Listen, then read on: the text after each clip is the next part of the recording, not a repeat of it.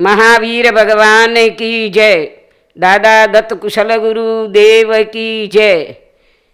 आचार्य भगवान मणिप्रभ सागर सुरीश्वर जी महाराज साहब की जय।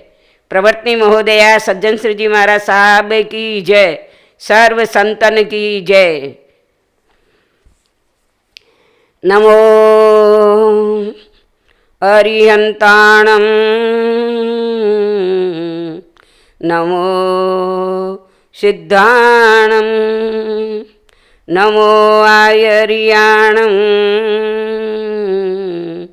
नमो उवज्जायाणं नमो लोये सव्वसाहूणां एषो पञ्चनमुकारो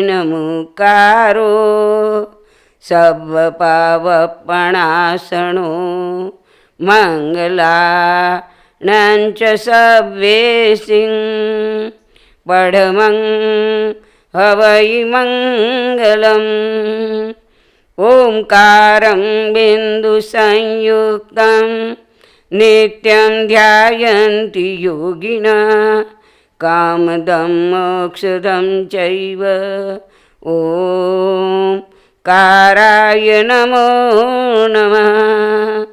अज्ञानतिमिरान्धानां ज्ञानाञ्जनशलाकया नेत्रम् उन्मीलितं येन तस्मै श्रीगुरवे नमः। भवबीजाङ्कुरजनना रागाद्य क्षयमुपागतायस्य ब्रह्मा वा विष्णुर्वा हरो जिनो वा नमस्तस्मै। यथा प्राणानराधारास् तथैव सुखसागर नित्यं नमामि नाथ त्वां त्वमेव शरणं मम। मंगल प्रार्थना। जय हो विजय हो जिनवर की जय हो, मुक्ति प्रदाता प्रभुवर की जय हो। जय हो विजय हो जिनवर की जय हो, मुक्ति प्रदाता प्रभुवर की जय हो। शासन है हमको प्राणों से प्यारा, सौभाग्य से पाई शासन की धारा। शासन ही भक्ति, शासन ही मुक्ति, शासन ही देता मुक्ति की युक्ति। महावीर शासन सागर की जय हो, मुक्ति प्रदाता प्रभुवर की जय हो। शासन के स्वामी महावीर जिनवर उपकार तेरा छाया जगत पर। गौतम स्वामी लब्धि निधानी, अमृत पिला दो अवधर दानी। गौतम सुधर्मा गणधर की जय हो, मुक्ति प्रदाता प्रभुवर की जय हो। जय हो विजय हो जिनवर की जय हो, मुक्ति प्रदाता प्रभुवर की जय हो। आचार शुद्धि व्यवहार शुद्धि, उपदेश आज्ञा अनुसार बुद्धि। सहस 75 सूर्य जिनेश्वर, शास्त्रार्थ करके पद पाया खरतर, अभय देव वल्लभ गणिवर की जय हो, मुक्ति प्रदाता प्रभुवर की जय हो।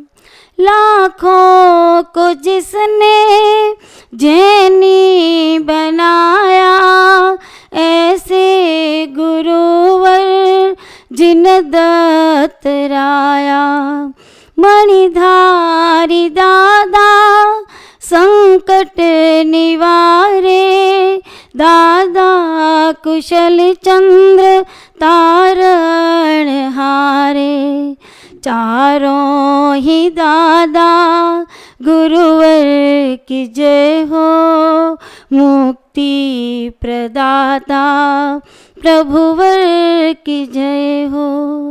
संयम के दाता भाग्य विधाता, हे गच्छ नायक तुम ही हो त्राता, कांति मणि प्रभ सूरी सवाया, आशीष पाने चरणों में आया, पूज्य गुरु सुख सागर की जय हो, मुक्ति प्रदाता प्रभुवर की जय हो।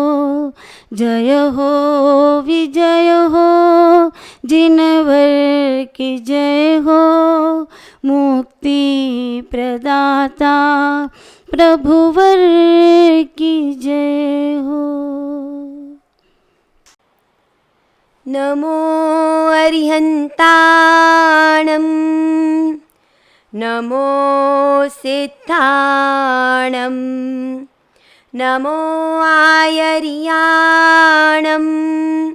नमो उवच्चायाणं, नमो लोए सव्वसाहुणं, ऐसो पंच नमुक्कारो सव्व पावपणासनो, मंगलाणं च सव्वेसिं परमं हव इमंगलम्। अर्हन्तो भगवन्त इन्द्रमहिता, सिद्धाश्च सिद्धिस्थिता, आचार्या जिन शासनोन्नतिकरा, पूज्या उपाध्यायका, श्री सिद्धांत सुपाठका मुनिवरा, रत्नत्रयाराधका, पंचैते परमेष्ठिनः प्रतिदिनं कुर्वन्तु वो मंगलम्। ओंकार बिंदु संयुक्तं नित्यं ध्यायन्ति योगिनः, कामदं मोक्षदं चैव, ओंकाराय नमो नमः। दासानुदासा इव सर्वदेवा, यदीयपादाब्जतले लुठन्ति, मरुस्थली कल्पतरु सजीयात्, युगप्रधानो जिन दत्तसूरि, अज्ञानतिमिरान्धानां ज्ञानाञ्जनशलाकया चक्षुरुन्मीलितं येन, तस्मै श्रीगुरवे नमः। शासन नायक, शासनपति, अनंत करुणा निधान भगवान महावीर के चरणों में वंदना। अनंत लब्धि निधान प्रभु महावीर के प्रथम गणधर गुरु गौतम स्वामी के चरणों में वंदना। लाखों परिवारों को सम्यक्त्व का दान देकर वितराग परमात्मा का अनुयायी बनाने वाले कलिकाल कल्पतरु चारों दादा गुरुदेव के चरणों में वंदना। गणनायक शिरोमणि परम पूज्य गुरुदेव श्री सुखसागर जी महाराज साहिब के चरणों में वंदना। वर्तमान गच्छाधिपति मरुधर मणि परम पूज्य गुरुदेव श्री जिन मणिप्रभ सुरेश्वर जी महाराज साहिब के चरणों में वंदना। आगम ज्योति आशु कवयत्री चतुर्थ आर्य की साक्षात प्रतिमूर्ति परम पूज्य गुरुवर्य प्रवर्तनी महोदया श्री सज्जन श्री जी महाराज साहिब के चरणों में वंदना। तप जप संयम श्रेष्ठा सज्जन मणि परम पूज्य गुरुवर्य प्रवर्तनी महोदया श्री शशि प्रभा श्री जी महाराज साहिब के चरणों में वंदना। आज पर्युषण पर्व का दूसरा दिन और पर्युषण पर्व का यह दूसरा दिन शुक्ल दूज के चंद्रमा की भांति हमें शिक्षा दे रहा है पूर्ण स्वरूप के प्राप्ति की। पर्युषण पर्व के माध्यम से स्वरूप प्राप्ति का अभियान प्रारंभ हो चुका है।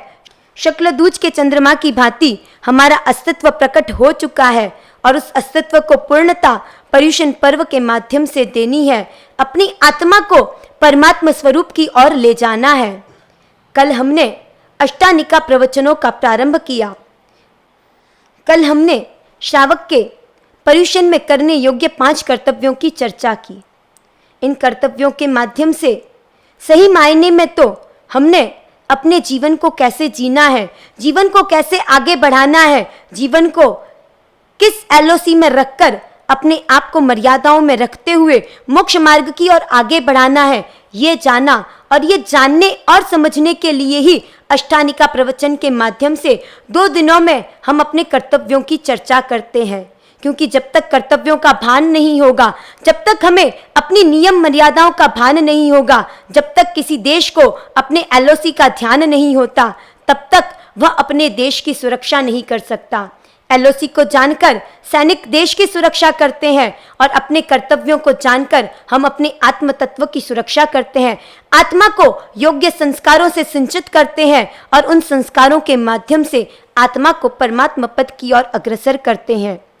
पर्युषण के 5 कर्तव्यों के साथ पर्युषण पर्व में हम वार्षिक 11 कर्तव्य एवं दैनिक 6 कर्तव्यों की भी चर्चा करेंगे। श्रावक का दैनिक जीवन, श्रावक का सामाजिक जीवन और श्रावक का आध्यात्मिक जीवन इन्हीं कर्तव्यों पर आधारित है।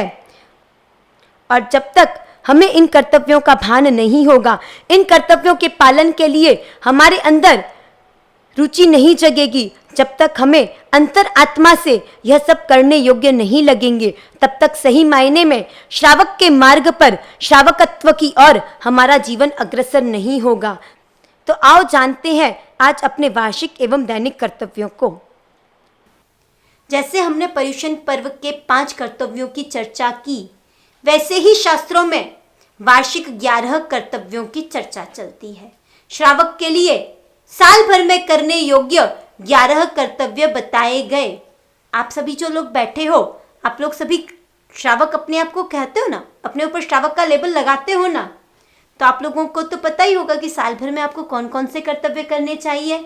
आप में से कोई बताएगा कि आपके साल भर के 11 कर्तव्य कौन से हैं? हम अपने घर परिवार के कर्तव्यों से ही ऊपर नहीं उठते, तो वार्षिक कर्तव्य हमें कहाँ से याद रहे? और फिर हमारी तो धर्म में रुचि ही कितनी है। तो आइए आपको परिचित करवाते हैं आपके वार्षिक 11 कर्तव्यों से। परिवरीसम संगचणम सामी अबत्तितः चत्ततिगम जिन गिन्न हवणम जिन धन बुड्डी महपुआ जागरिया सुवपुआ उच्चवणम तहेव तत्थ भावना सोही। साल भर में श्रावक के लिए करने योग्य संघ पूजा, साधर्मिक भक्ति, यात्रा तक, स्नात्र पूजा, देव द्रव्य वृद्धि, महापूजा, धर्म जागरण, श्रुत पूजा, उद्यापन, तीर्थ प्रभावना और प्रायश्चित, ये 11 कर्तव्य बताए गए हैं। उसमें भी हमारा सबसे पहला कर्तव्य है संघ पूजा। जब भी तीर्थंकर परमात्मा समव शरण में देशना देने के लिए बैठते हैं तो नमो तत्थस्य बोलकर वह तीर्थ को वंदना करते हैं। तीर्थ यानी क्या? चतुर्विध संघ, रत्नत्रय, आगममय प्रवचन और प्रथम गणधर। प्रत्येक तीर्थंकर समव शरण में देशना देने से पूर्व नमो तत्थस्य कहकर तीर्थ को नमस्कार करते हैं और तीर्थ रूप में वह चतुर्विध संघ, रत्नत्रय, आगममय प्रवचन और प्रथम गणधर को वंदन करते हैं।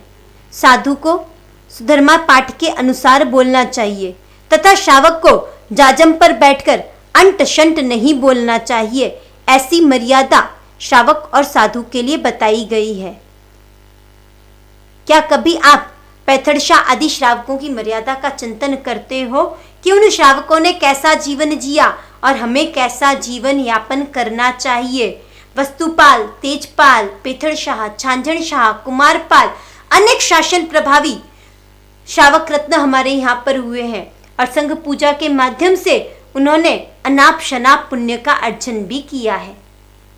शास्त्रकार कहते हैं किसी भी साधर्मिक को सामान्य नहीं समझना चाहिए। गरीब पेथड़ महामंत्री पेथड़ शाह बना, भिखारी का जीव संप्रति राजा बना और प्राण रक्षा के लिए दर दर भटकता कुमारपाल 18 देश का अधिपति बना। सामुदायिक पुण्य उपार्जन के लिए संघ पूजा श्रेष्ठ उपाय है। गुणों के संरक्षण एवं संवर्धन इससे होता है। साथ ही हमारा स्वयं का गुणवर्धन भी संघ पूजा के माध्यम से होता है।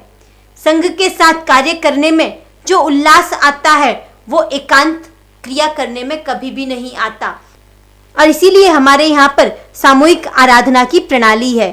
जैसे पीक आवर्स में मुंबई की ट्रेन में चढ़ने के लिए परिश्रम नहीं करना पड़ता, वैसे ही संघ के साथ समुदाय में उत्तम कार्य स्वयमेव हो जाता है।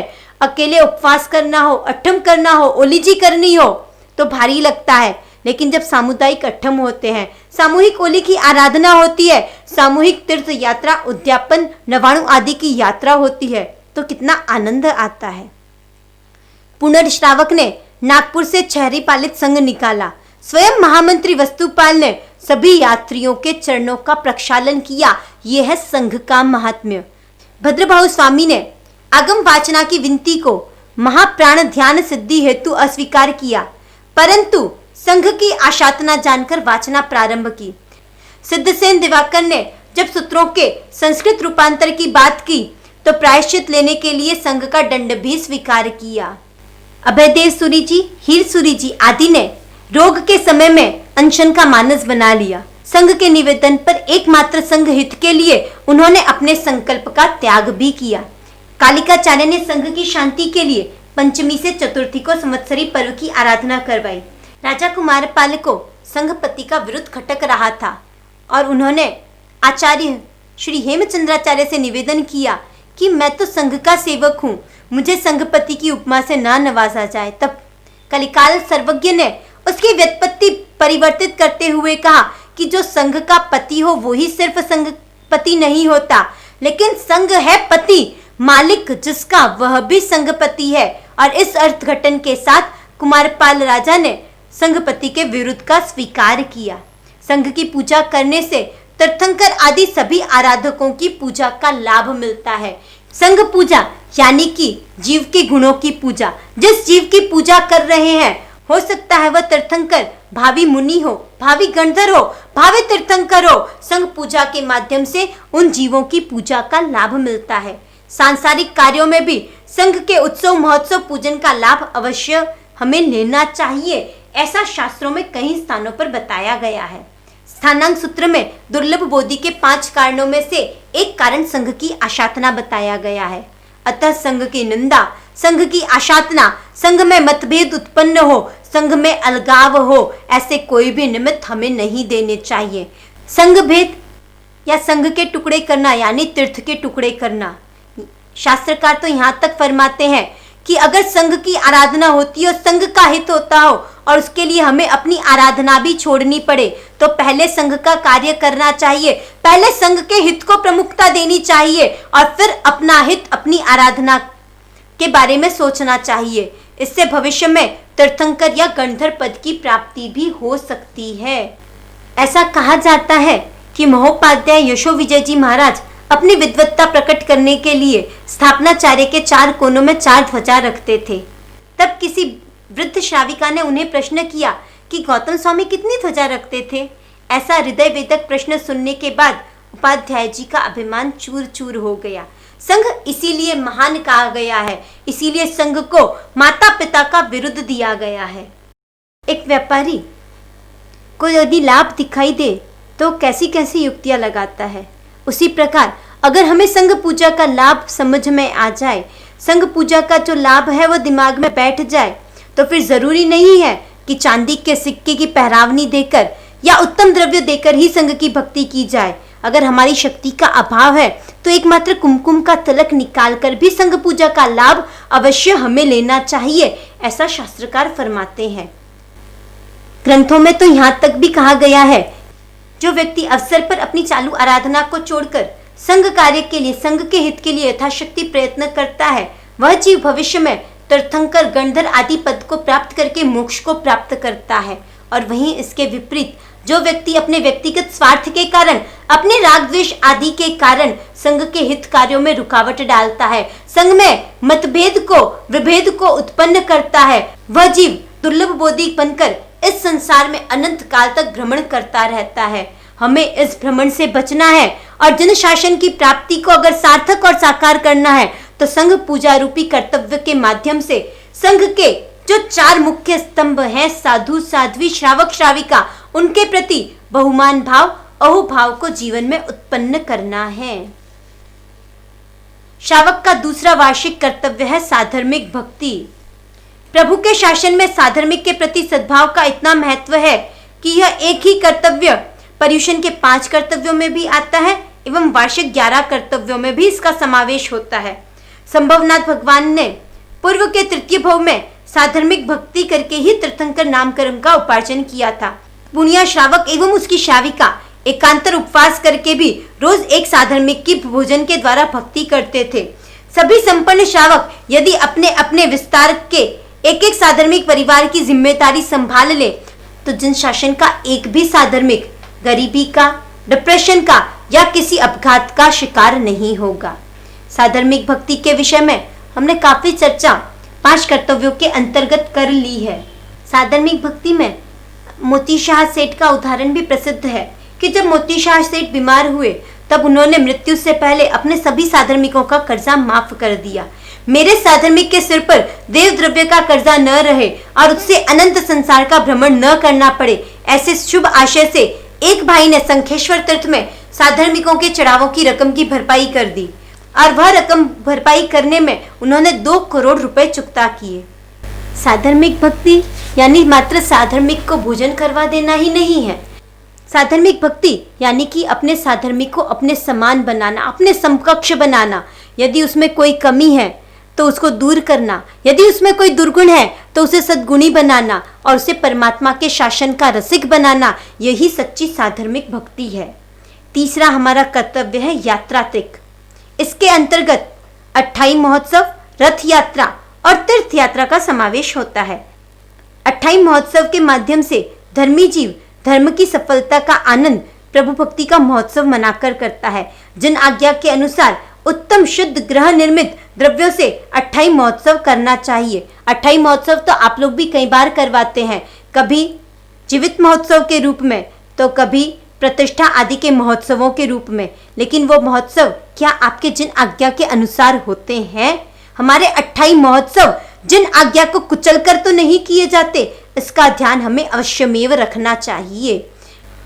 महोत्सव के माध्यम से अनेक कर्तव्यों का पालन एक साथ हो जाता है। साधर्मिक के साथ जैनेतरों को भी आनंद हो, इस प्रकार शासन प्रभावना के कार्य करने चाहिए। 7 क्षेत्रों का कार्य करना चाहिए। जन शासन समृद्ध बने, शक्तिशाली बने, ऐसे कार्य अट्ठाई महोत्सव के अंतर्गत होने चाहिए। इसका दूसरा पाया है रथ यात्रा। रथ यात्रा यानी परमात्मा को रथ में विराजमान कर उनका जुलूस निकालना। विविध झांकियों के माध्यम से परमात्मा एवं महापुरुषों के जीवन का दर्शन करवाना। जिन वाणी के अनुसार चप्पल वाहन आदि का त्याग करके इंद्र की भांति रूप धारण करके परमात्मा के प्रति बहुमान से हमें रथ यात्रा में शामिल होना चाहिए। लेकिन अगर आज के वर्तमान के हमारे जुलूसों के स्वरूप पर चिंतन किया जाए तो आपकी रथ यात्राओं में, आपके जुलूसों में कितने ही अभक्ष्य पदार्थों का सेवन, कहीं पे फ्रूटी, कहीं पे आइसक्रीम, कहीं पे बिस्लरी का पानी। क्या रथ यात्रा में ये सब आइटम रखना एक श्रावक को कल्पता है? परमात्मा की रथ यात्रा में क्या यह सब होना चाहिए? परमात्मा की रथ यात्रा में तो इंद्र की भांति रूप को धारण करते हुए चप्पल आदि का और वाहनों का त्याग करके शामिल होना चाहिए। और हम परमात्मा की रथ यात्रा में बातें भी करते हैं, रास्ते में आती दुकानों को भी देखते हैं और चप्पल, खाना पीना, मुंह में गुटखा सुपारी का चलना चालू रहता है। इस माध्यम से हम यात्रात्रिक के रथ यात्रा कर्तव्य का पालन नहीं करते, अपितु सरेआम जिन आज्ञा को कुचलते हैं। इनसे सावधान होंगे तो यह रथ यात्रा हमारी आत्म उत्थान यात्रा में सहायक बनेगी, अन्यथा यह रथ यात्रा हमारे पतन का कारण बन जाएगी। और यात्रात्रिक का तीसरा पक्ष है तीर्थ यात्रा। छरी पालन करते हुए तीर्थ यात्रा करना। आजकल कई छड़ी पालित संघों का आए दिन आयोजन होता है। एक समय ऐसा था कि वर्षों में किसी को यात्रा का, नवाणु का, उपधान आदि का संयोग मिलता था। आज के इस फास्ट युग में सब कुछ इजी अवेलेबल हो गया है, लेकिन इस इजी अवेलेबिलिटी के साथ हमारा बहुमान भाव, हमारा अहोभाव यह भी कम होता जा रहा है। यात्रा त्रिक का कर्तव्य हमें साइलेंटली कह रहा है कि अट्ठाई महोत्सव, रथ यात्रा और तीर्थ यात्रा प्रति वर्ष एक बार तो कम से कम हमारे द्वारा की जानी चाहिए। चौथा कर्तव्य है स्नात्र महोत्सव। स्नात्र महोत्सव, आप बोलोगे कि मरसा मंदिर में रोज स्नात्र पूजा होती ही है, और आपकी वो स्नात्र पूजा कैसी होती है? कंप्यूटर वाली या लैपटॉप वाली? फट फट फट फट फट आधे घंटे में, पौन घंटे में पुजारी फटाफट बोलता है, आपकी स्नात्र पूजा अधिकांशतः संपन्न होती है। और स्नात्र महोत्सव है क्या? क्या कभी आपने चिंतन किया कि यह स्नात्र पूजा क्या है? जब भी किसी तीर्थंकर परमात्मा का जन्म होता है, तब इंद्र बाल रूप तीर्थंकर परमात्मा को मेरु पर्वत पर ले जाते हैं और वहां करोड़ों देवी देवता मिलकर करोड़ों अभिषेकों से परमात्मा का अभिषेक करते हैं। और वो अभिषेक क्या आपकी तरह आधे घंटे में पूरा हो जाता है? क्या इसी तरह अभिषेक किया जाता है? वहां पे इंद्र जैसे जीव भी अपने आप को परमात्मा के सामने तुच्छ मानते हैं, ऋषभ का रूप धारण करते हैं और भावपूर्वक 28 महोत्सव करते हुए, 32 प्रकार के नाटक करते हुए परमात्मा का जन्म महोत्सव मनाते हैं। परंतु जो भावों का वेग है, जो परमात्मा भक्ति का वेग है, वो देवों में शायद हम श्रावकों से ज्यादा होता है। इंद्र परमात्मा का स्नात्र महोत्सव करता है, और अगर हम अपनी इंद्र के साथ तुलना करें तो इंद्र आदि देव चौथे गुण स्थान वर्ती जीव और हम श्रावक 5वें गुण स्थान वर्ती जीव, जबकि हम इंद्र के द्वारा की जाने वाली परमात्मा भक्ति की कोई होड़ नहीं कर सकते।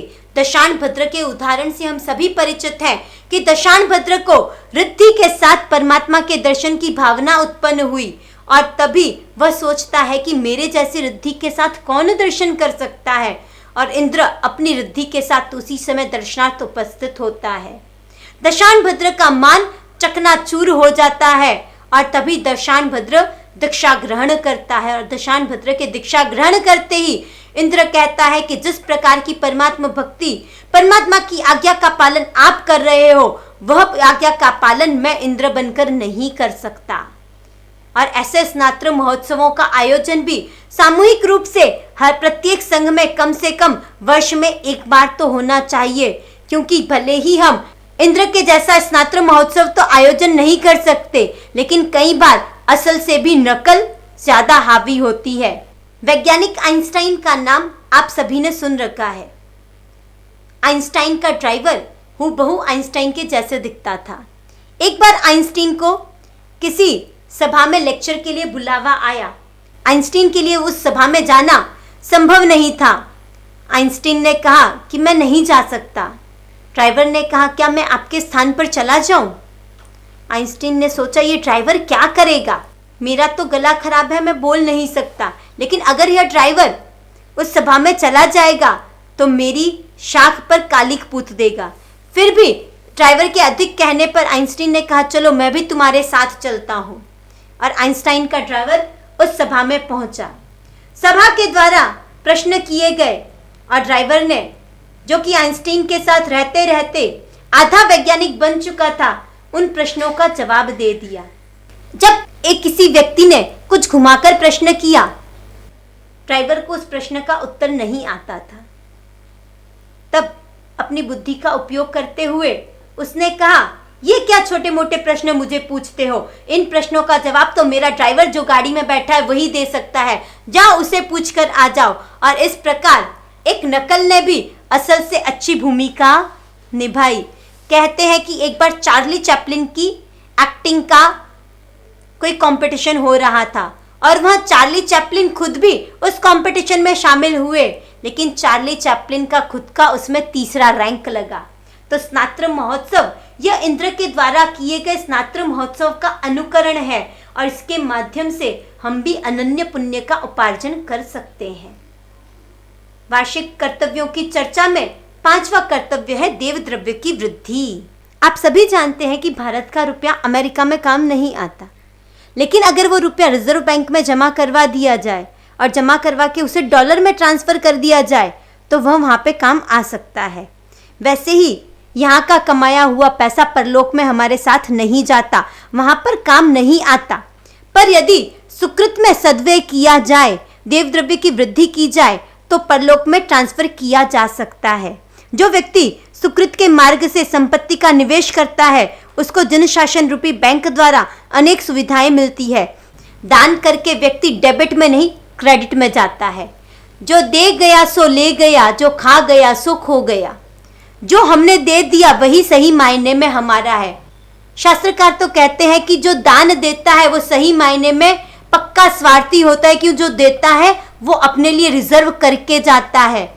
जो अपनी संपत्ति किसी को नहीं देकर सिर्फ परिवार के लिए छोड़कर जाता है वह सही मायने में अपना सब कुछ देकर जाता है, परलोक में अपने लिए कुछ भी लेकर नहीं जाता। बैंक में आपका अकाउंट हो और आपने एटीएम कार्ड बनवा रखा हो तो आप किसी भी समय पैसे को प्राप्त कर सकते हो, लेकिन जनशासन में आपने अपनी राशि का अगर सद्व्यय किया है, देव द्रव्य की वृद्धि में आपने अपनी राशि का सद्व्यय किया है तो आपको एटीएम कार्ड की नहीं बट ईटीएम कार्ड की उपलब्धि होती है। एटीएम कार्ड यानी एवरी टाइम मनी। आपको रकम लेने के लिए कहीं जाना नहीं पड़ेगा, सतत बिना मांगे आपके सुकृत का फल आपको मिलता रहेगा।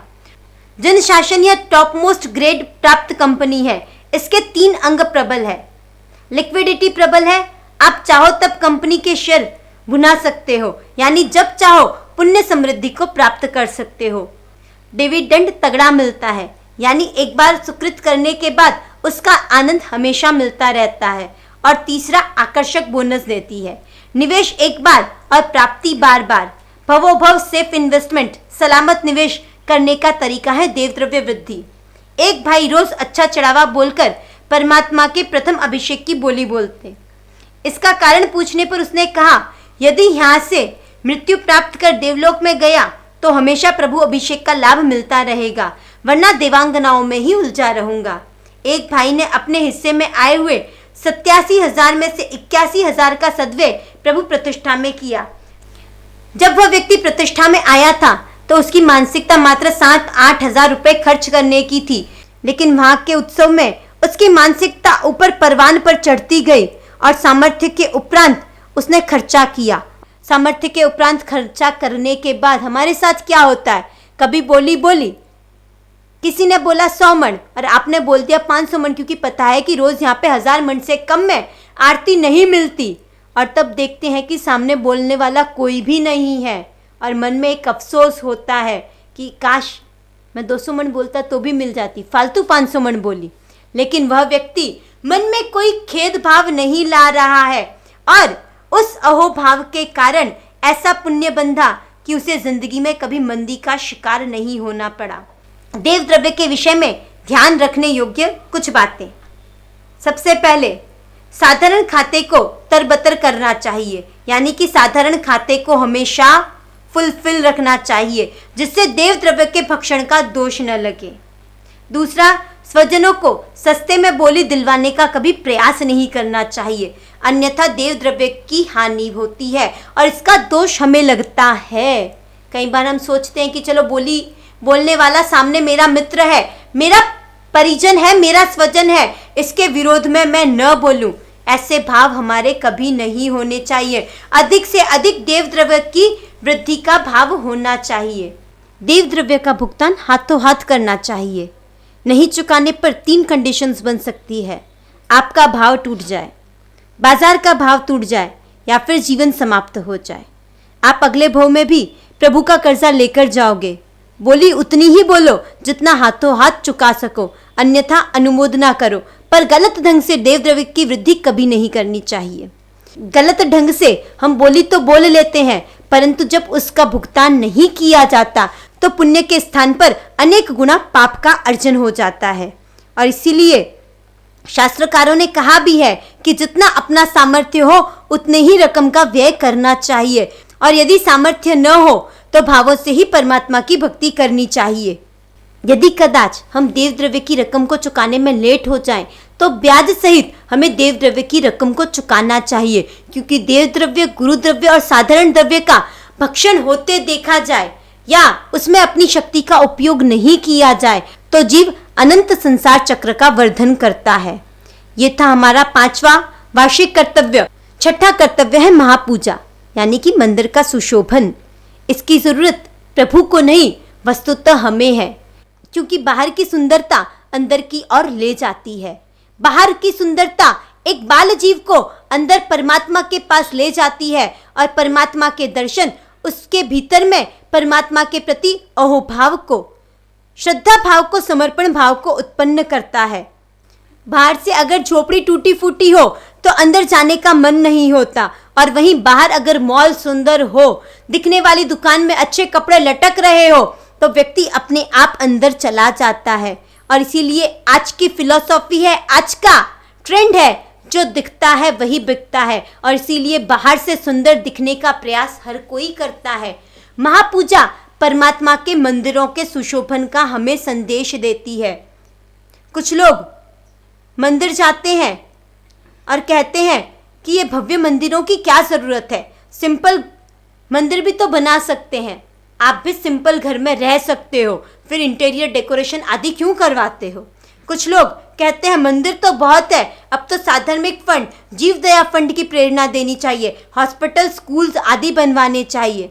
चलो आपकी बात मान ली कि हॉस्पिटल्स बनवाने चाहिए, स्कूल्स बनवानी चाहिए, जीव दया साधर्मिक फंड आदि में सहयोग करना चाहिए, तो चलो इसकी शुरुआत आपसे ही करते हैं। आप अपनी पहनी हुई अंगूठी या फिर कुछ रुपए इसमें दे दो, और ऐसे व्यक्ति तब क्या करते हैं।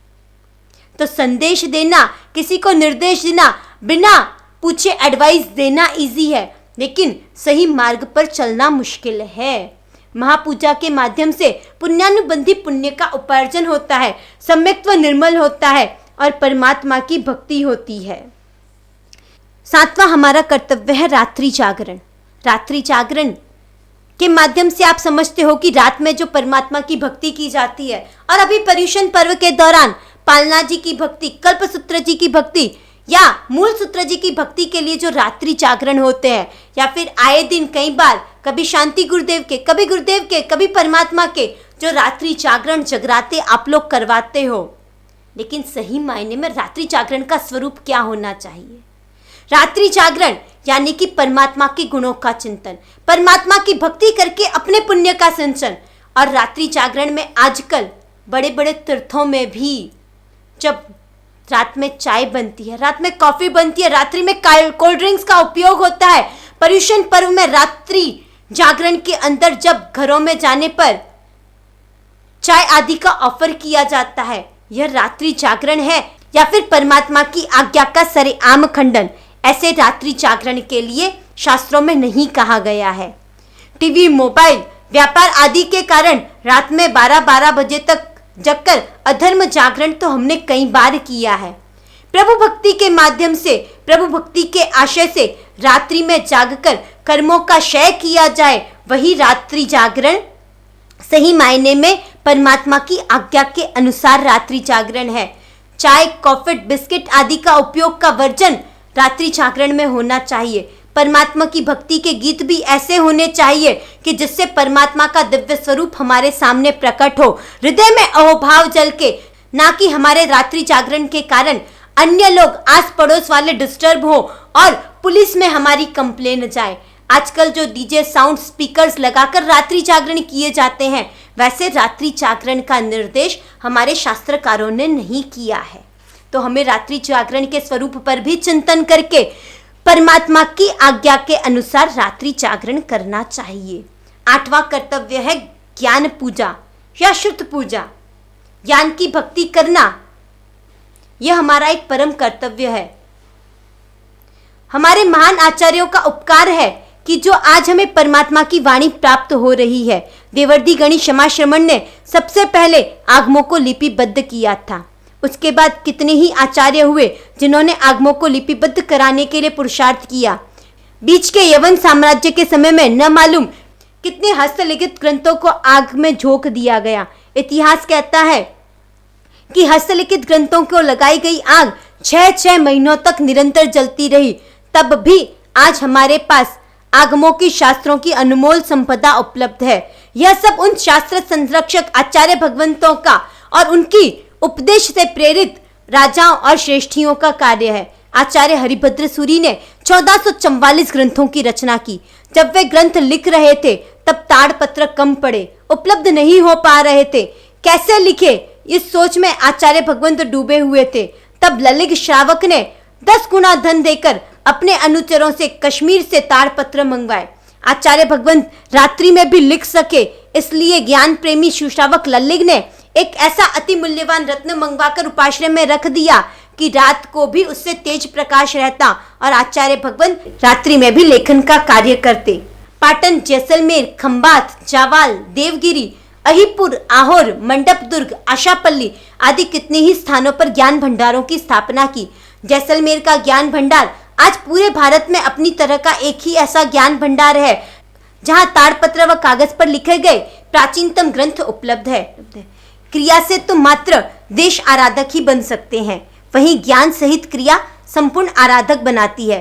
ताम्ली तापस की 60,000 वर्ष की आराधना अज्ञान तप है। इससे ज्ञान पूर्वक की गई नौकार से भी अधिक लाभदायी होती है। इसीलिए ज्ञानियों ने कहा है कि ज्ञानियों की आशातना नहीं करनी चाहिए, किसी को भी ज्ञान में बाधा उत्पन्न नहीं करनी चाहिए। एक बार अंग्रेजी नहीं जानने वाले एक नेताजी महिला समारोह में अतिथि बनकर गए। उन्होंने अपने पीए से कहा कि मुझे कुछ ऐसे वाक्य लिखकर दे दो जिससे मैं वहां पर जाऊं तो अनपढ़ ना लगूं। पीए ने कहा कि आप महिलाओं की सभा में जा रहे हैं तो मैं आपको 2 प्रश्न सिखा देता हूं। पहला प्रश्न है आर यू मैरिड और दूसरा प्रश्न है how many childrens do you have. PA से नेताजी ने यह प्रश्न तो सीख लिए, लेकिन इनका मतलब क्या होता है यह नेताजी को नहीं पता था। कार्यक्रम शुरू होने वाला था। एक महिला उनके पास आई, पानी वगैरह के लिए पूछा। नेताजी ने उसे पूछा आर यू मैरिड। उस महिला ने कहा नो सर। तभी मंत्री जी ने कुछ समझे बिना, उसके अर्थ को समझे बिना दूसरे प्रश्न की बौछार की, how many childrens do you have. वह महिला नाराज होकर चली गई। नेताजी को लगा मैंने शायद कुछ गड़बड़ कर दी प्रश्न पूछने में। एक दूसरी महिला तभी नेताजी के पास आई और उन्होंने सोचा कि पहली महिला को मैंने प्रश्न किए थे, वो नाराज हुई, तो अब मुझे प्रश्न का क्रम बदल देना चाहिए। और उन्होंने उस दूसरी महिला को पूछा how many childrens do you have. उस महिला ने कहा 3। अब नेताजी 3 का मतलब तो नहीं जानते और उसके बाद उन्होंने प्रश्न किया आर यू मैरिड। अब आप ही सोचिए, जब ऐसा प्रश्न कोई आपके सामने उपस्थित करे तो आपकी क्या हालत होगी। पर यह परिणाम किसका है? अज्ञान का। और इसीलिए हमारे यहाँ पर ज्ञान को प्रमुखता दी गई है। और जब ज्ञान नहीं होता तो नेताजी जैसी हालत हमारी भी होती है। पेथर शाह को राजकार्यों के कारण अन्य समय में समय नहीं मिलता था, तो राज दरबार में जाते और आते समय वह सूत्र कंठस्थ किया करते थे। संग्राम सोनी ने भगवती सूत्र में जहाँ जहाँ गोयम शब्द आया वहाँ स्वर्ण मोहर से ज्ञान पूजा की। शुद्ध पूजा यानी ज्ञान की आशातना से बचना और अधिक से अधिक ज्ञान की आराधना करना। एक बार एक शिक्षक ने क्लास में बच्चों को सिखाया माय हेड यानी मेरा सर। वह बच्चा घर जाकर बोलने लगा माय हेड यानी शिक्षक का सर, माय हेड यानी मेरे टीचर का सर। तभी उसके पापा ने उसको बुलाया और कहा बेटा माय हेड यानी टीचर का सर नहीं, माय हेड यानी मेरा सर। फिर वह बेटा बोलने लगा माय हेड यानी पापा का सर, और ये वाक्य उसने रट लिया। दूसरे दिन वह बच्चा स्कूल गया और स्कूल में इंस्पेक्शन के लिए इंस्पेक्टर आया। उसने बच्चे को प्रश्न किया बताओ माय हेड यानी क्या। उस बच्चे ने कहा माय हेड यानी स्कूल में टीचर का सर और घर पे पापा का सर। इंस्पेक्टर चौंका और बोला ऐसा नहीं है बेटा, माय हेड यानी मेरा सिर। बच्चा कंफ्यूज हो गया। वह प्रिंसिपल के पास पहुंचा और शिकायत की कि सर बोलते हैं माय हेड यानी मेरा सिर, घर पे पापा बोलते हैं माय हेड यानी पापा का सिर, और ये जो इंस्पेक्टर आए हैं ये बोलते हैं माय हेड यानी मेरा सिर। आखिर माय हेड यानी क्या होता है? तो प्रिंसिपल ने कहा कि बेटा सब कुछ भूल जाओ, माय हेड यानी मेरा सिर।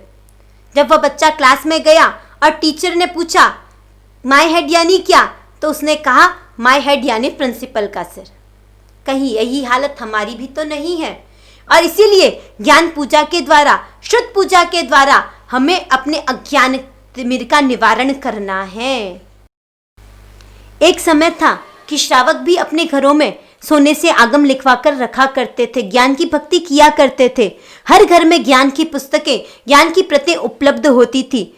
वो लोग सोचते थे आज नहीं तो कल पढ़ने का समय मिलेगा, और जब भी पढ़ने का समय मिलेगा परिवार के सदस्यों को पढ़ाएंगे। दुकान पर भी 2-4 पुस्तकें होती थी, ताकि खाली समय में अखबार आदि पढ़कर समय व्यर्थ ना करके कुछ सूत्र स्वाध्याय किया जाए, आत्मा का कल्याण किया जाए। और आज के श्रावक हैं, पुस्तक का नाम लेते ही कहते हैं कि आशातना होगी। पर कैसे होगी आशातना? आशातना तो करोगे तब होगी ना, अपने आप तो होती नहीं है। बर्तनों का भंडार जमा करने के समय आशातना नहीं होती, अलमारियों में कपड़े का ढेर लगाते समय आशातना नहीं होती। लेकिन जैसे ही पुस्तकें रखने की बात आती है, परमात्मा की प्रतिमा की फोटो की बात आती है, तो आप कहते हो परमात्मा की आशातना होती है, जिनवाणी की आशातना होती है। जिनवाणी की आशातना घरों में पुस्तकें रखने से नहीं होती, अपितु सूत्र स्वाध्याय हेतु पुस्तकें उपलब्ध ही ना हो घर में, तब जिनवाणी की आशातना होती है। और शुद्ध ज्ञान की आशातना से बचने के लिए सम्यक मार्ग है शुद्ध ज्ञान का स्वाध्याय, शुद्ध की पूजा, शुद्ध की भक्ति। और उसमें आप सभी आगे बढ़े तो आपका भी अज्ञान अंधकार दूर हो सकता है। शुद्ध ज्ञान की आशातना से बचने के लिए कागज में खाना नहीं चाहिए, कागज पर बैठना नहीं चाहिए, न्यूज़पेपर पर भी नहीं। कागज को जलाना नहीं चाहिए, पटाखे आदि फोड़ने नहीं चाहिए। विष्ठा आदि अशुचि को साफ करने के लिए, घरों के कांच और फर्नीचर को साफ करने के लिए कागज का उपयोग कदापि नहीं करना चाहिए। अक्षर लिखे हुए वस्त्र पहनने नहीं चाहिए, झूठे मुंह बोलना नहीं चाहिए, अक्षर वाले टैबलेट, चॉकलेट आदि खाने नहीं चाहिए। और यदि खाना पड़े तो पहले अक्षरों को पानी से दूर करके फिर उनका उपयोग करना चाहिए। अक्षर वाले चप्पल आदि पहनने से पहले उन अक्षरों को दूर करना चाहिए।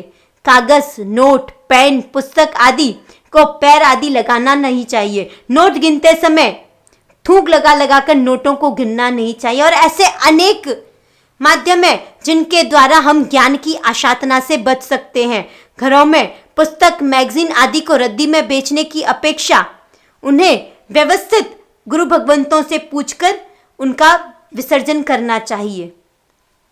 और शुद्ध ज्ञान की प्राप्ति के लिए, शुद्ध ज्ञान की आराधना के लिए ज्ञान पंचमी की विधि पूर्वक आराधना करनी चाहिए। प्रतिदिन सूत्रों का अभ्यास करना चाहिए, धार्मिक ग्रंथों का वांचन करना चाहिए, प्रवचन आदि सुनना चाहिए।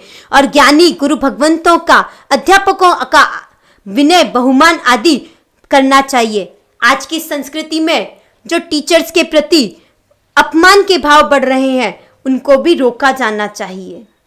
इस तरह हमें ज्ञान की आशातना से बचना चाहिए, वरना भविष्य में हम दुर्बुद्धि, दुर्लभ बोधि भी बन सकते हैं।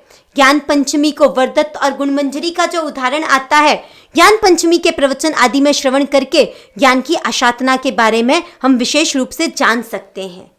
9वां वार्षिक कर्तव्य है उद्यापन। तपस्या करने के उपरांत उस तप का उजमणा करना, यह एक कर्तव्य है। उजमणे में ज्ञान, दर्शन व चारित्र के उपकरणों को रखकर साधु साध्वी को निर्दोष उपकरण प्राप्त हो सकते हैं। और जहां आवश्यक हो वहां मंदिरों आदि में भी उपकरणों के द्वारा परमात्मा की भक्ति और तप की अनुमोदना आदि की जा सकती है। 9वां हमारा कर्तव्य है उद्यापन। तपस्या करने के उपरांत तप के उजमणे के स्वरूप में सम्यक दर्शन, सम्यक ज्ञान और सम्यक चारित्र के, जिनालय के, पढ़ाई के, सामायिक पोषद आदि के और साधु साध्वी भगवंत के उपकरण इत्यादि तैयार करवाना और उनके द्वारा देव गुरु धर्म की भक्ति करना उद्यापन कहलाता है।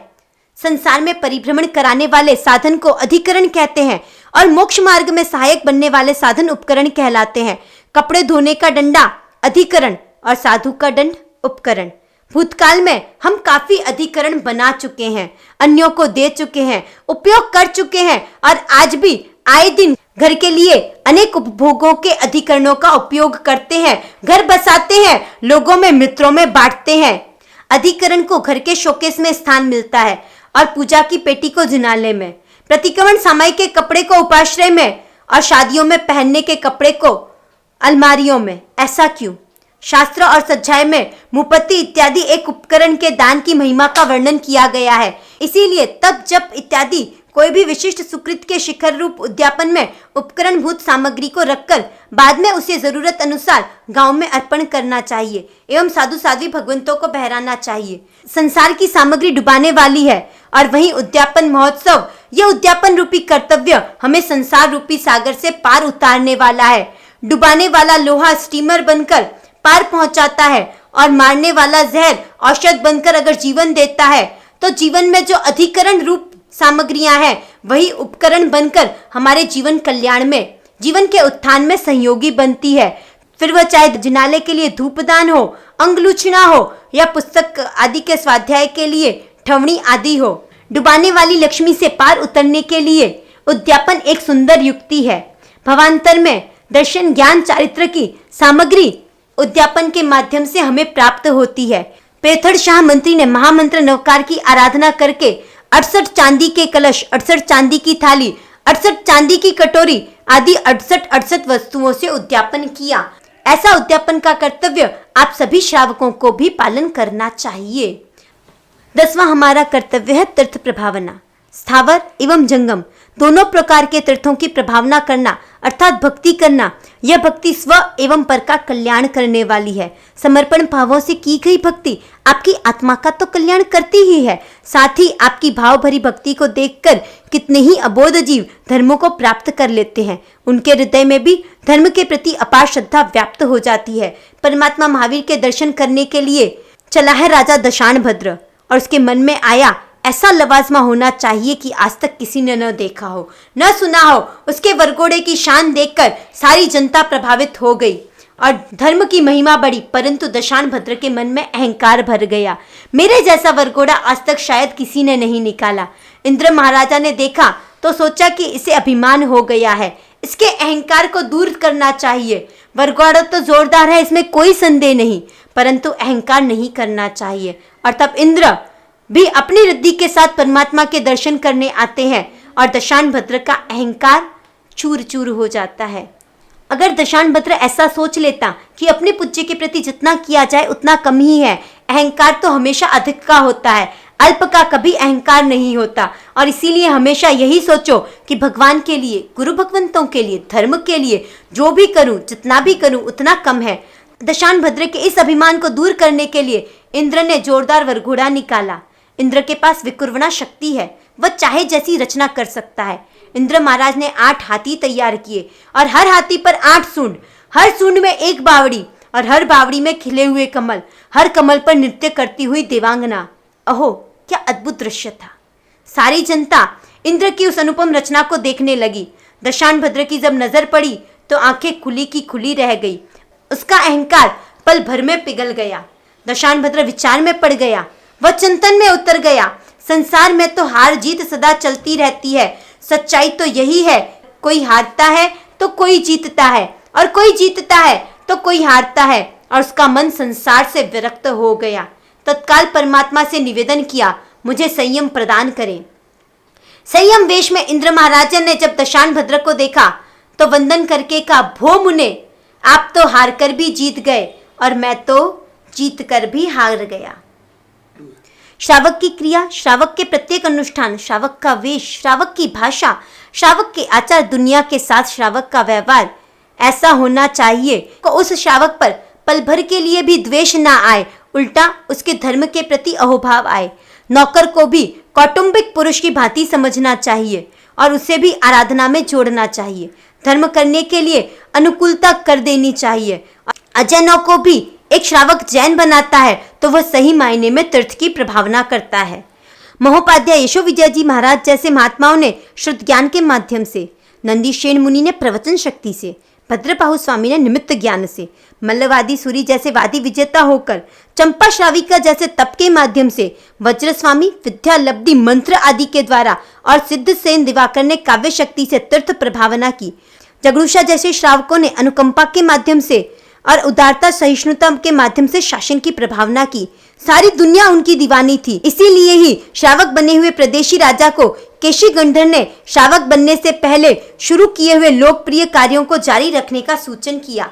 अपने घर में भी शांति, स्वस्थता से, धीरज से और उचित उदारता से बरतने से परिवार के सभ्यों में भी धर्म के प्रति श्रद्धा बढ़ती है। ये भी एक तरह की तीर्थ प्रभावना है।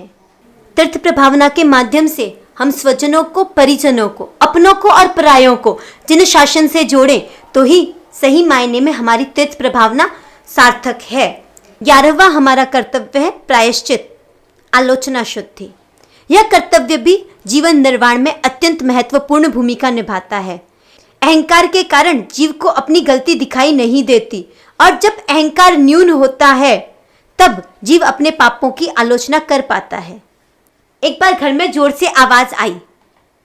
भतीजे ने चाचा से पूछा, क्या हुआ? चाचा ने कहा, कुछ नहीं बेटा, मेरी धोती, कफनी और टोपी गिर गई।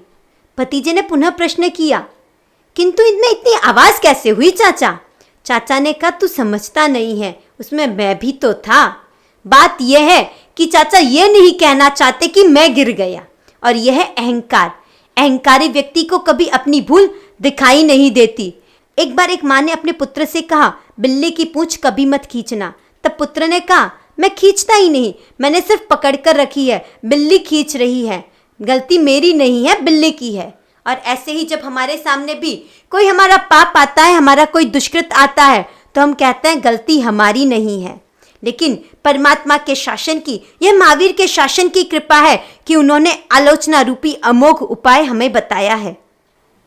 यह जीवन बहुत बड़ा है, इसमें एक दिन भी ऐसा निकालना संभव नहीं है जिस दिन हमारे द्वारा किसी दोष का सेवन ना हो, हमारे द्वारा कोई गलती मन से, वचन से या काया से ना हो। दोष हमेशा योग के करण के आधार पर होता ही है। चाहे एक योग से दोष का सेवन हो, चाहे 2 योग से हो, चाहे 3 योग से हो, या फिर 3 करण से हो, लेकिन दोषों का सेवन तो जब तक जीव संसार में है, जब तक जीव छद्मस्त अवस्था में है, उसके द्वारा होता ही रहेगा। और उन दोषों को शुद्ध करने का, उन दोषों से पीछे हटने का उपाय है आलोचना। यदि आलोचना न की जाए तो पापों का भार, पापों का वजन बढ़ता ही जाता है। किसी कवि ने कहा है, ज्यों ज्यों भीजे कामली त्यों त्यों भारी होए। जैसे ऊन का कंबल भीगता है वैसे ही भारी होता जाता है। और ऐसे ही पाप भी अगर आलोचना न की जाए तो भारी होते जाते हैं, और अगर उन्हें जीवन से निकाल दिया जाए तो वे हल्के हो जाते हैं। संसार में आपने किसी से कोई ऋण लिया है तो उसका ब्याज हो सकता है कि माफ हो जाए, परंतु कर्म का हिसाब कभी माफ नहीं होता। वो तो चक्रवर्ती और महाचक्रवर्ती ब्याज से चुकाना पड़ता है। इतिहास में खंदक मुनि का उदाहरण आता है कि एक काचर छीलकर उसकी अनुमोदना की। ओहो, मैंने कितना अच्छा इस काचर को छीला है। और उस पाप की अनुमोदना का प्रायश्चित नहीं किया, उसकी आलोचना नहीं की, तो खंदक मुनि के भव में उनके शरीर से उनकी चमड़ी उतारी गई। त्रिपृष्ठ वासुदेव के भव में भगवान महावीर ने शैया पालक के कानों में शीशा डलवाया, और वो शीशा डलवाने के बाद आलोचना नहीं की, और इस कारण तीर्थंकर के भव में कानों में कीलें ठुकवानी पड़ी। मरीचि के भव में उत्सूत्र प्ररूपणा की, और उस उत्सूत्र प्ररूपणा की आलोचना नहीं की, और उसके कारण उस भव से लेकर भगवान महावीर के भव तक नीच कुल में कई बार उत्पन्न होना पड़ा, और वह पाप क्षय नहीं हुआ तो तीर्थंकर के भव में भी 82 दिन तक ब्राह्मण कुल में गर्भावस्था में रहना पड़ा। और इसीलिए परमात्मा ने, शास्त्रकारों ने हमें आलोचना रूपी उपाय बताया है। एक बात बताइए, आपका फोटो अच्छा आए तो आप खुश, या आपका एक्सरे अच्छा हो तो आप खुश होगे? आज की सोसाइटी, आज के लोग तो फोटो की सुंदरता में विश्वास करते हैं। आपका फोटो अच्छा हो और आपका एक्सरे डैमेज हो तो आप स्वस्थ गिने जाओगे, और ऐसे फोटो की सुंदरता क्या काम की? इसी तरह से बाहर से आपका आचरण तो अच्छा है और अंदर से आप पापों से भरे हुए हो तो आपका क्या होगा? आलोचना के माध्यम से हमें अपना फोटो नहीं पर अपना एक्सरे सुंदर बनाना है। लक्ष्मणा साध्वी के बारे में आपने सुना होगा कि मात्र एक थोड़ा सा कपट, आलोचना लेने में थोड़ी सी माया, और उसके कारण 80-24 पर्यंत का संसार उनका बढ़ गया। साध्वी रुक्मिणी ने अपनी विकार भरी दृष्टि के पाप का आलोचन नहीं किया और लाख भवों का संसार बढ़ाया। वहीं दूसरी तरफ भयंकर खूनी अर्जुन माली, दृढ़ प्रहारी और रोहिणी जैसे चोरों ने भयंकर हिंसा करने के बाद भी उसी भव में मोक्ष की प्राप्ति कर ली, और यह सब परिणाम है आलोचना का। अश्रु भरी आंखों से जब गुरु भगवंतों के समक्ष अपने पापों की आलोचना की जाती है, अपने पापों का प्रायश्चित किया जाता है, अपने द्वारा किए गए दुष्कृत्यों का जब स्वीकार किया जाता है, तो आत्मा पापों से हल्की बन जाती है। और जब आत्मा पापों से हल्की बनती है, आत्मा शुद्ध निर्मल बनती है, तभी आत्मा मोक्ष मार्ग पर, समकित के मार्ग पर आरूढ़ होती है और समकित प्राप्त करके अपने शुद्ध स्वरूप को प्राप्त करती है। जो 11 कर्तव्यों की हमने चर्चा की, उसी के साथ श्रावक को पर्व तिथियों में विशेष रूप से सावधान रहना चाहिए, क्योंकि कहा गया है, कर सको धर्म करनी सदा तो करो यही उपदेश, सर्व काल न कर सको तो महापर्व सुविशेष। कर सको धर्म करनी सदा तो करो यही उपदेश, सर्व काल न कर सको तो महापर्व सुविशेष, वीरती ए सुमति धरी आदरो। यानी कि हर रोज अगर आप पाप से ना भी बच सको तो पर्व तिथियों में आराधना अधिक से अधिक करनी चाहिए और विराधना से ज्यादा बचना चाहिए। इन कर्तव्यों का पालन करते हुए आपको अपने श्रावकत्व को सार्थक करना चाहिए। वार्षिक 11 कर्तव्यों के बाद अंतिम चरण में जो हमारे कर्तव्यों की चर्चा चलेगी, वो है श्रावक के दैनिक 6 कर्तव्य। गीतार्थ गुरु भगवंत कहते हैं, जिनेन्द्र पूजा गुरु पर्युपास्ति, सत्वानुकंपा शुभ पात्र दानम, गुणानुराग श्रुतिरागमस्य, नृजन्म वृक्षस्य फलान्यमूनि। पर्युषण के दिन यानी आत्मा के लिए महोत्सव के दिन, इन दिनों में विशिष्ट आराधना यानी आत्मा के लिए मिष्ठान्न भोजन। लेकिन प्रसंग पर मिष्ठान भोजन करने वाला सामान्य में हर रोज मिष्ठान नहीं खाता, उसका मतलब वो उपवास नहीं करता। दाल चावल रोटी सब्जी तो जिमता ही है। पर्व तिथियों में हम विशेष आराधना करते हैं, लेकिन सामान्य दिन में भी श्रावक के लिए करने योग्य कुछ अवश्य कर्तव्य बताए गए हैं। और उन 6 कर्तव्यों के बारे में बताते हुए कहा है, परमात्मा पूजा, गुरु भगवंत की उपासना, जीव दया, सुपात्र दान, गुणानुराग और जिनवाणी श्रवण, ये 6 कार्य श्रावक को नित्य प्रति करने ही चाहिए। सबसे पहला कर्तव्य है जिनेन्द्र पूजा, जिसको ऐसी संवेदनाएं होती है कि मेरे जीवन में जो कुछ भी शुभ दिखाई देता है उसमें प्रभु की ही कृपा का प्रभाव है। प्रभु कृपा से गुरु मिले और गुरु कृपा से प्रभु मिले। जिसे ऐसा लगता है कि एकेंद्रीय में सब्जी तरकारी में किलो के भाव में बिकने वाले और जीते जी कटने वाले हम आज जो भी ऊंचाई पर पहुंचे हैं उसमें प्रभु की ही कृपा है, प्रभु का ही महत्व है। प्रभु ने अगर हमें मार्ग नहीं बताया होता तो हम निगोद से इस मनुष्य भव तक नहीं पहुंच पाते। और जब परमात्मा के इन उपकारों का एहसास होता है तो परमात्मा की पूजा किए बिना, परमात्मा के प्रति अहोभाव अभिव्यक्त किए बिना व्यक्ति एक दिन भी नहीं बिता सकता। दूसरा हमारा कर्तव्य है गुरु उपासना।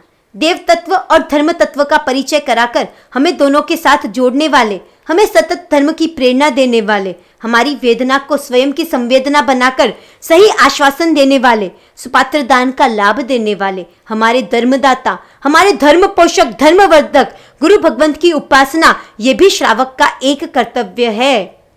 श्रावक का तीसरा कर्तव्य है जीव दया। विश्व के तमाम जीव पर करुणा के कारण तीर्थंकर बने हुए भगवान के अनुयायी का हृदय जगत के सभी जीवों के प्रति करुणा से लबालब भरा होता है। फालतू खर्च बंद कर उन अबोल पशुओं को जीवन दान देना, उन्हें चारा देना, चींटी मकोड़े आदि को आटा देना।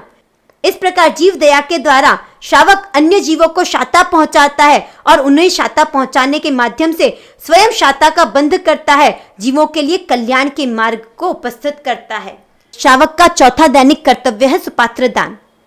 आज तक जिन्होंने भी समकित प्राप्त किया है उसमें एक मुख्य भूमिका रही है सुपात्र दान की।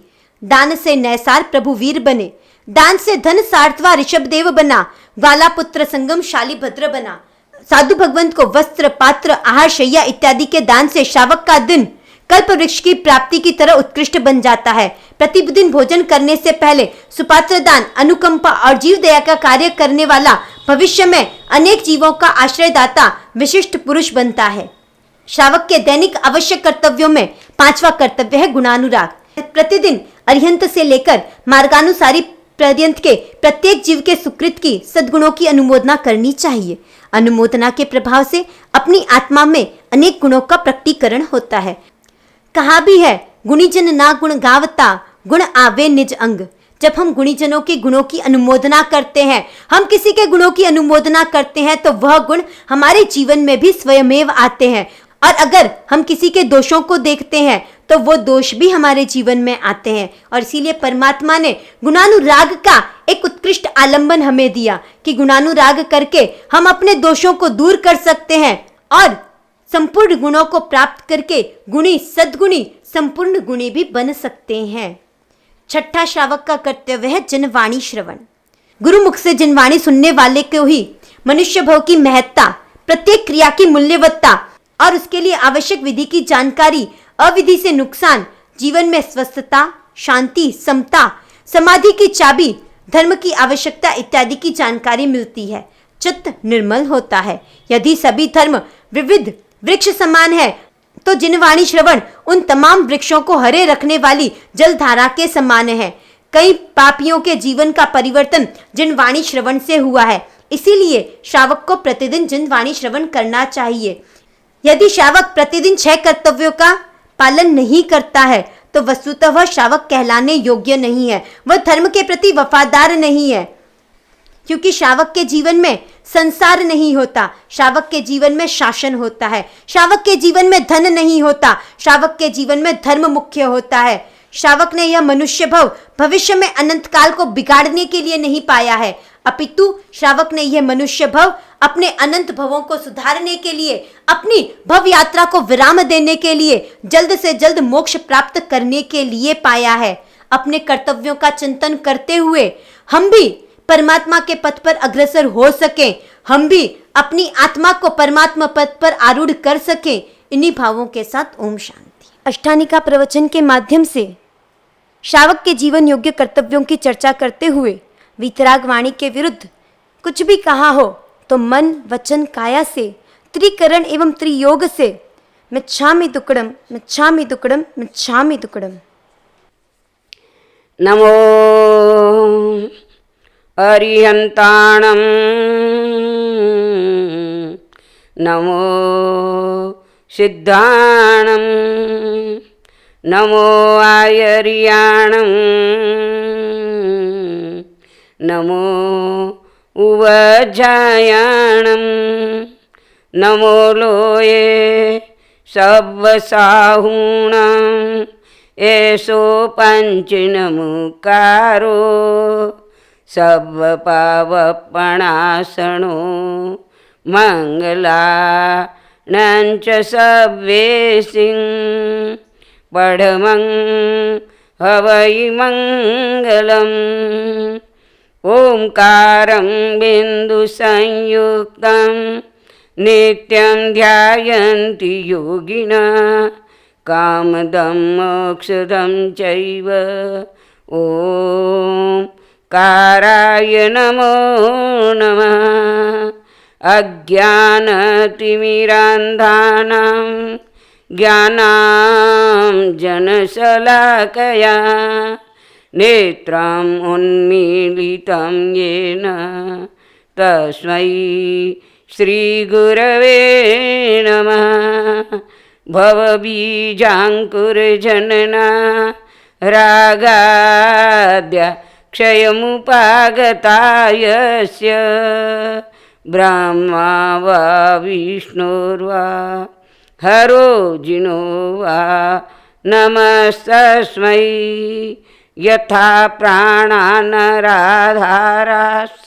तथैव सुखसागर नित्यं नमामि नाथ त्वां त्वमेव शरणं मम। बर्बादीराज पर्यूषण में अष्टानी का व्याख्यान सुने, चाहे कल्पसूत्र की व्याख्या सुने और चाहे मूल कल्पसूत्र सुने। इसके पीछे हम सबका ध्येय एक ही होना चाहिए, विचार होना चाहिए। ये महापुरुषों के जीवन चरित्र जो वांचे जाते हैं, इन चरित्र के अंदर परमात्मा के पश्चानुपूर्वी से भगवान महावीर का जीवन चरित्र सुना और जीवन चरित्र सुन करके हम हमारे जीवन में भी नई दिशा, नया ज्ञान नया मार्ग अपनाने का प्रयास करें। धीरे धीरे महावीर तो बन गए, लेकिन हम महावीर बनने में तो हमको बहुत टाइम लगेगा, लेकिन हम हमारे कुछ कदम आगे बढ़ाएं, तब हमारे पर्वाधिराज पर्युषण की आराधना सफल बनेगी। और इस पर्वाधिराज पर्युषण में आत्मशुद्धि करने का जो मूल ध्येय, मूल लक्ष्य है, इसके लिए हमारे यहाँ विशेष रूप से ये बताया गया है कि संवत्सरी प्रतिक्रमण करने से पूर्व हमें कहीं भी हमारा मन मुटाव हो, हम उसको मिटा दें। यदि हमारा मन मुटाव नहीं मिटा और हमने पर्युषण की आराधना कर ली, कल्पसूत्र सुन लिया, तो हमारा मूल कल्पसूत्र कहता है, जो उव समयी तस अथी आराहणा, जो न उव समयी तस नथी आराहणा। ये हमारा मूल कल्पसूत्र लास्ट के अंदर जो वाक्य है, बहुत सरल वाक्य है, बहुत सीधा वाक्य है। आप सहजतया इसका अर्थ समझ सकते हैं कि जो उस समय किसी के भी साथ आपका गलत व्यवहार हुआ है या सामने वाले ने किया है, हमको उसको समाप्त कर देना है। यदि हम समाप्त कर देते हैं तो हमारी आराधना सफल है। और यदि हम हमारी आराधना को सफल बनाना चाहते हैं और क्षमा देते भी नहीं हैं और क्षमा मांगते भी नहीं हैं, और यदि देते भी हैं या मांगते भी हैं तो कैसी आर्टिफिशियल भी होता है, वो ध्यान रखना। मूल चीज़ भी होती है, वास्तविक चीज़ भी होती है। आपके सोने चांदी में आर्टिफिशियल भी होते हैं और मूल चीज़ भी होती है ना, वैसे धर्म क्रियाओं में भी आर्टिफिशियल भी होती है और वास्तविक भी होती है, ध्यान रखना। अब आप कौन सी क्रिया कर रहे हैं ये भी ध्यान रखना, आर्टिफिशियल कर रहे हैं या वास्तविक कर रहे हैं। आर्टिफिशियल कैसे? पर्युषण हो गए, संवत्सरी का प्रतिक्रमण होगा, अब शाम को कल्पसूत्र सुन लिया, उपवास कर लिया, सब कर लिया, अब क्या है, अब प्रतिक्रमण होगा, प्रतिक्रमण में खमाऊसा कर लेंगे। और कल 28 की पूर्णाहुति है, कल बड़े गीत हैं, और आपको किसी ने बुलाया, आपके भाभी के है, आपके देरानी जेठानी, किसी के भी साथ आपका मन मुटाव है और उन्होंने आपको बुलाया, किसी ने कहा चलो भाई आपके जेठानी जी के 28 आज गीत है, चलो। नहीं भाई नहीं चलेंगे, क्यों नहीं, हमारे विचार नहीं मिलते, हमारा मन इन्होंने खट्टा कर दिया। अरे क्या बात करते हो, कल तो आपने क्षमापना करी आपस में, कमाऊँ। और अरे भाई वो तो करना पड़ता है, पर्युषण था, संवत्सरी था ना, कर लिया, पर मन फाटियोड़ा कभी जुड़े, मन तो फट गए जो फट गए। यदि आपके ऐसे विचार रहे हुए हैं तो मैं आपको नहीं कहती कि आपकी आराधना सफल है या नहीं है, लेकिन हमारे मूल आगम वाणी कह रही है।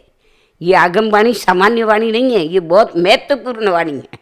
और ये आगम वाणी का चिंतन करना है कि मेरी आराधना सफल कैसे बने।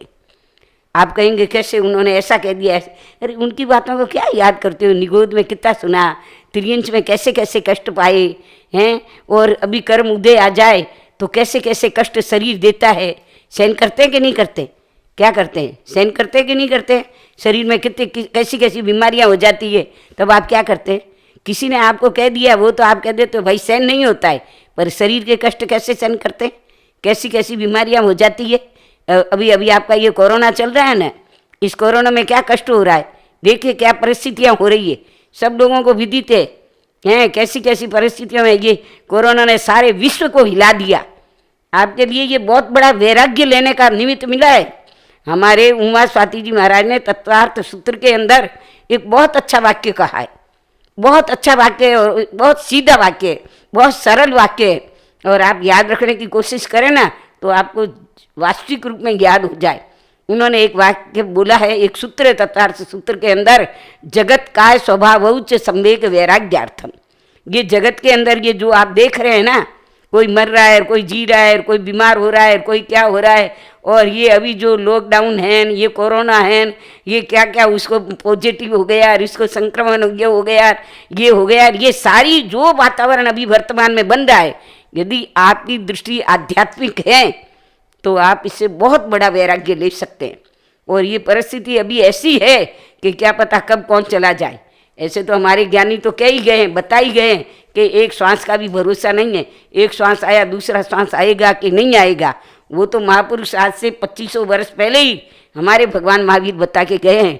लेकिन महावीर के बाद में भी जो अभी वर्तमान की परिस्थिति है ना, ये बहुत अच्छी तरह और बता रही है कि क्या पता कब किसका क्या हो जाए। तो इसलिए कब किसी का क्या हो जाए, तो हमारी आत्मा यदि हम आर्टिफिशियल क्षमापना करेंगे तो हमारी आत्मा की शुद्धि नहीं होगी। हमें ये परवाधि पर राज पर्यूषण और क्षमापना का दिवस, किसी ने भी हमारे साथ कुछ भी किया है तो हमें क्या कर देना है, माफ़ कर देना है। अपराधी को माफ़ी देकर अति हर्षाओ रे, बहुत प्रसन्नता होनी चाहिए कि हमने किसी ने भी हमारे साथ कुछ भी किया, हम उसको क्षमा करते हैं, हम क्षमा देते भी हैं और हम क्षमा मांगते भी हैं। हमारे परवाधि राज पर्यूषण हमें यह एक शुभ संदेश देने के लिए आए हैं कि आत्मा के अंदर जितना भी कूड़ा कचरा, राग द्वेष का, तेरा मेरे का, मन मुटाव का, हम उसको सबको मिटा दें। पूरा नहीं मिटे तो धीरे धीरे मिटाने की कोशिश करें। महावीर बने कोई एकदम महावीर नहीं बने, लेकिन उन्होंने कई भावों में साधना की, आराधना की, तब जाकर के वे महावीर बने। ऐसी महावीर की भूमिका बन गई। आराधना, साधना, त्याग और तपस्या से महावीर की क्या भूमिका बनी। कितने कितने क्या क्या कष्ट आए हैं, संगम देव ने क्या क्या कष्ट दिए और उन्होंने उन कष्टों को सहर्ष स्वीकार किया। जरा भी मन में विचार नहीं आया कि संगम देव मुझे ऐसा कष्ट क्यों दे रहा है या अन्य कोई मुझे ऐसे क्यों कष्ट दे रहे हैं। उनको ये जानकारी है कोई कष्ट नहीं दे रहा है, मेरे कर्मों की प्रतिध्वनि मेरे पास में लौट करके आ रही है। ये भगवान महावीर को अच्छी तरह विदित हो गया था, इसलिए जो भी कष्ट आ रहे थे महावीर सहर्ष स्वीकार कर रहे थे। हमें भी महावीर बनना है, महावीर का चरित्र सुनना, यानी हमें भी महावीर एक दिन बनना है। लेकिन हम प्रयास करें, कदम उठावें, और सबसे बड़ा कदम यही उठाना है कि हमको मन में मलिनता नहीं रखनी है, मन में कषाय भावों को छुपा के नहीं रखना है। विषय और कषाय ये दो चीज मूल है। विषय में क्या आते हैं, हमारे पांचों इंद्रियों के विषय, और कषाय में क्या आते हैं, क्रोध, मान, माया, लोभ। ये कभी भी आपको कोई भी पूछ लेना कि हम संसार में अनादिकाल से भ्रमण कर रहे हैं, किस कारण से कर रहे हैं, क्यों कर रहे हैं, सीधा सरल जवाब है आपके कारण पास में कि ये विषय और कषायों के कारण हम संसार में परिभ्रमण कर रहे हैं। हमको इन विषय और कषायों को हमारे परवाधिराज पर्यूषण पर्व दिवस हमें यही शुभ संदेश देने आया है कि इन विषय और कषायों को घटाना है और आत्मशुद्धि का मार्ग को आगे बढ़ाना है। परवाधिराज पर्यूषण की आराधना हमारी सफल होगी। खाली बोलने से कुछ नहीं होगा। बहुत अच्छी तरह बोलते हैं, वेरम मध्यम न कहणई, वेरम मध्यम न कहणई। कितना अच्छा शब्द बोलते हैं आप, बहुत अच्छी आवाज़ से बोलते हैं कि मेरा किसी से बैर नहीं है, बोलते हैं ना। और अंदर टटोलो, मन को टटोलो, भावों को टटोलो, विचारों को टटोलो कि हमारे अंदर किसी के प्रति वैर है या नहीं है, भावों में विचारों में वैर है कि नहीं है। देखो, अच्छी तरह देखो। यदि वैर नहीं हो तो फिर तो कहना ही क्या है, धीरे धीरे आप भी एक दिन महावीर बन जाएंगे। वैर को ही खत्म करना है, किसी से नहीं रखना है। वेरम मध्यम न कहना, रोज प्रतिक्रमण है, सुबह शाम क्रिया में हम बोलते हैं। कहाँ आता है ये, आपको ध्यान है, याद है? या प्रतिक्रमण कर लेते हैं, बोलने वाले बोल लेते हैं और आप सुन लेते हैं। मुँहपति पले सा, मुँहपति पले ली, वान्ना ले सा, वान्ना ले लिया, काऊ से करो सा, काऊ से कर लिया। बस प्रतिक्रमण कहाँ हो रहा है, कौन सा शब्द कहाँ आ रहा है, क्या नहीं आ रहा है। आपको कभी भी कोई पूछ ले कि वेरम मध्यम ने कहने कहाँ आया है, जिनको ध्यान है वो तो बोल देंगे, लेकिन जो कभी कभी करने वाले प्रतिक्रमण है ना, उनको ध्यान नहीं होगा। याद रखना, ये वंदेतु के अंदर आता है, और वंदेतु में भी कहाँ आता है, लास्ट के अंदर आता है। खामे में सबे जीवा खमंतु में मिट्टी में सब्बुएसु वेरम मध्यम न कहणई, वेरम मध्यम न कहणई। ये शब्द याद रखना है अच्छी तरह, दिल और दिमाग में, कंप्यूटर माइंड में। आप बहुत चीज़ें सेव करते हो ना, मोबाइल में सेव करते हो, कंप्यूटर में सेव करते हो, उसमें करते हो, इसी तरह से ये शब्द आप माइंड में सेव करिए और विचारों में ये ध्यान रखिए कि मुझे किसी के साथ वैर नहीं रखना है। जहाँ वैर है वहीं बंधन है, और जहाँ मैत्री है वहीं कर्मों का प्रक्षालन हो रहा है, धुल रहे हैं, कर्म मिट रहे हैं, हट रहे हैं। और हमें ये प्रयास करना है, संवत्सरी माह पर्व के दिवस हमें ये संकल्प करना है, ये विचार करना है, एकदम दृढ़ संकल्प से चिंतन करना है कि हमें किसी के साथ वैर नहीं रखना है। तब तो आपके ये संवत्सरी पर्व, पर्वाधिराज पर्युषण के ये 8 दिन की आराधना आपकी सफल हो जाएगी। और यदि आपके मन में वैर भाव रहे हुए हैं और मन मुटाव भरा हुआ है तो आपकी आराधना सफल नहीं है। हम देवगुरु धर्म से, इष्ट देव से, शासन देव से यही प्रार्थना करते हैं कि सबके भाव शुद्ध बने, पवित्र बने और वैर भाव मिट करके आत्मशुद्धि के मार्ग में आगे बढ़ें। ऐसा प्रयास आप भी करें, मैं भी करूं, अपन सभी करें। ओम शांति शांति शांति। महिमा में सब सुन्यारो, पर्व पर्युषण प्यारो। महिमा में सब सुन्यारो, पर्व पर्युषण प्यारो। खुशियाँ मनावे नर नार, चालो प्रभु रे दरबार। हिवड़े उमंग बरसावे, सावन सू बाट जोवावे। ऐसो सुहाणो ओ तिवार, चालो प्रभु रे दरबार। सगलों में ज्ञान जगावे, मुक्ति री राह दिखावे। मनड़े में जोत जगावे, तेलो पंचोलो सुहावे। कोई 28 करसी, 11 16 भी करसी। कोई निर्वाण चढ़ासी, हिल मिल कर मंदिर आसी। 8 दिनों रो ओ तिवार, चालो प्रभु रे दरबार। चालो प्रभु रे दरबार। कोई पूजने आवे, मंदिर में ध्यान लगावे।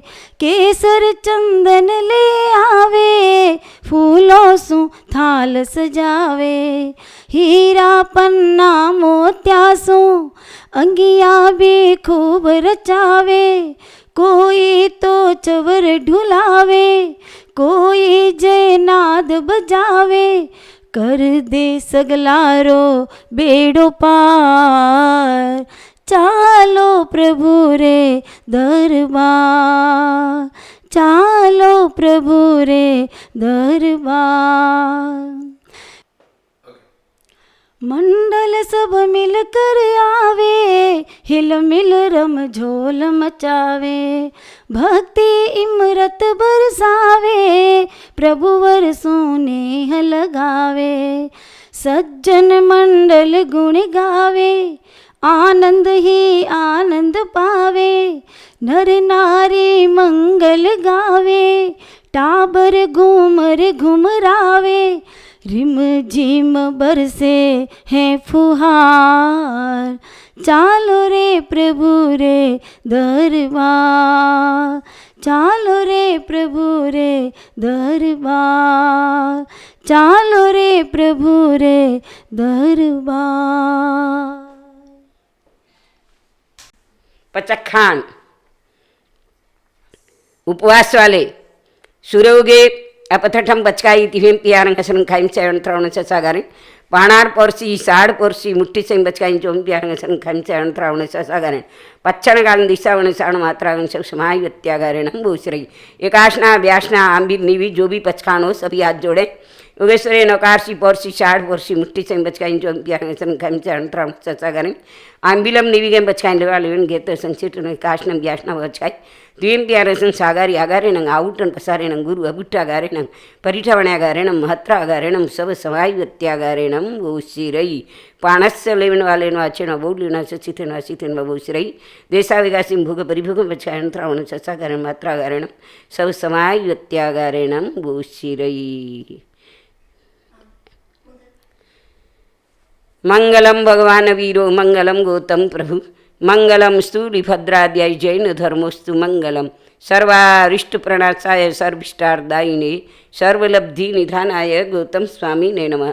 दासानुदासा इव सर्वदेवाय दीयपादाब्जतले लुठन्ति मरुस्थले कल्पतरुसजी यात युगप्रधानो जिन्दत्तसूरि युगप्रधानो जिनचन्द्रसूरि युगप्रधानो जिनकुशलसूरि युगप्रधानो जिनचन्द्रसूरि सर्वमङ्गलमाङ्गल्यं सर्वकल्याणकारणं प्रधानं सर्वधर्माणां जैनं जयति शासनं जैनं जयति शासनम्।